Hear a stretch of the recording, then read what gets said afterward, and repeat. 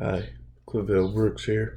On my first video I made, I didn't have the full understanding of what I was being asked and what the show was about.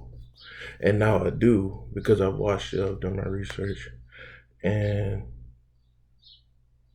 yeah, I feel my failure stems from my childhood because I had a very bad childhood. You might notice I look around and fidget. I can't help it.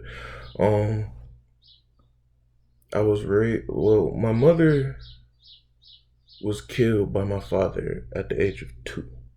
Okay, I was 2 years old. I don't remember her touch, laugh, smile, nothing.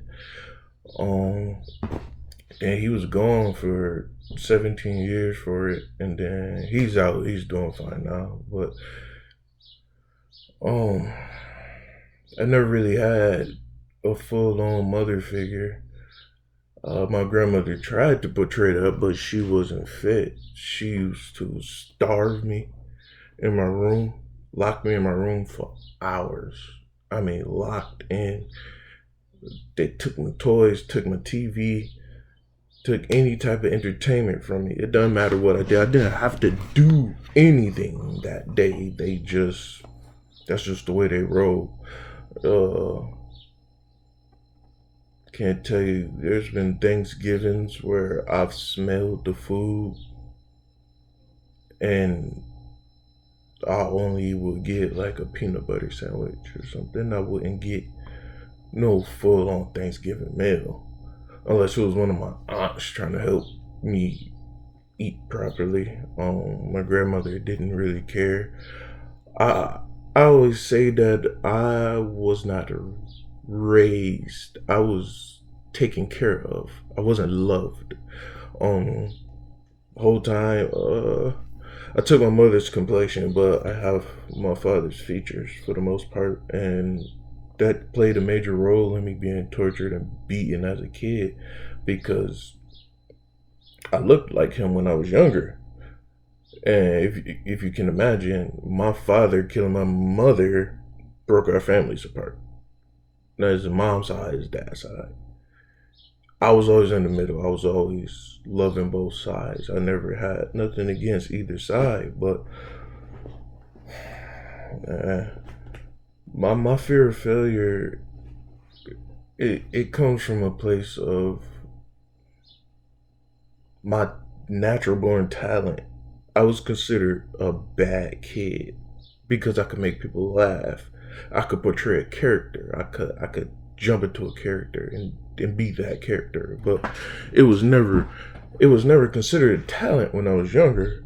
No, it was me acting out of school. I was being bad. Come home, ass whooping after ass whooping after I mean I got beat with anything they could pick up. I remember one time my grandmother picked up a broom and beat me until I bled because I didn't clean the bathroom thoroughly to her liking. She beat me half to death with a freaking broomstick and made me sit in the corner and bleed. Did not tend to the wounds, didn't do none of that. Nobody supported me through school. I went to high school myself. I I almost didn't make it. So I had to go to day school and night school. I did that myself. Now you'd think like a family member, somebody would be proud of you and be like, "Well, y'all cut your graduation," but that wasn't the case with me. Nobody showed up at my high school graduation or college graduation. Nobody, nobody cared. Like I always just been a loner and on my own, and now that I'm finally breaking out of my shell, it's like what I've been wanting to do my whole life, what I feel, they stomped it out of me. They put a damper on my spirit and who I am.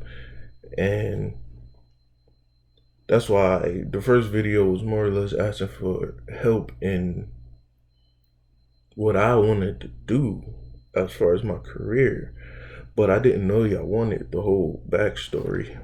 Um, I still have nightmares about my childhood. Uh, I used to have to ask permission in the house that I lived in to go to the bathroom because my door was locked from the outside.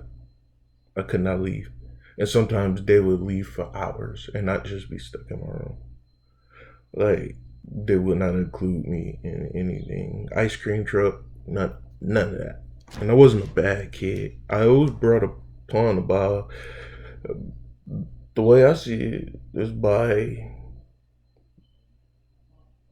hate, because she hated my mother hated my father to a point where she hated me, even though I have other siblings. I just got the short end of the stick, and I don't know why. Which drove me away, and it drove me into the streets. I started slinging guns, selling drugs, whatever I could do to make some money, um, and go somewhere where I didn't have to return to that house at night no more. Um, it was always a joint thing. Like, I've always lived between California and Buffalo, more in California, but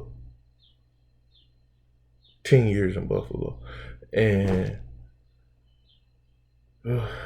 man, that place got a bittersweet bite to it.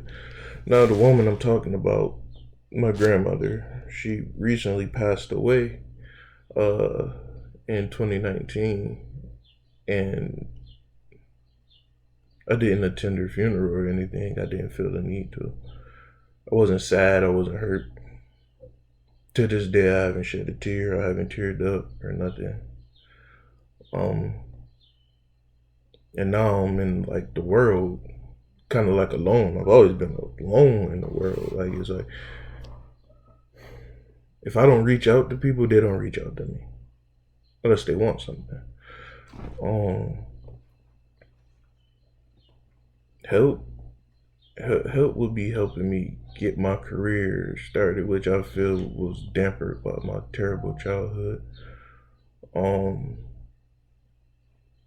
it's all I want to do. I don't want to be a failure, and it's kind of all I want to do in my life. I'm engaged, got a baby on the way.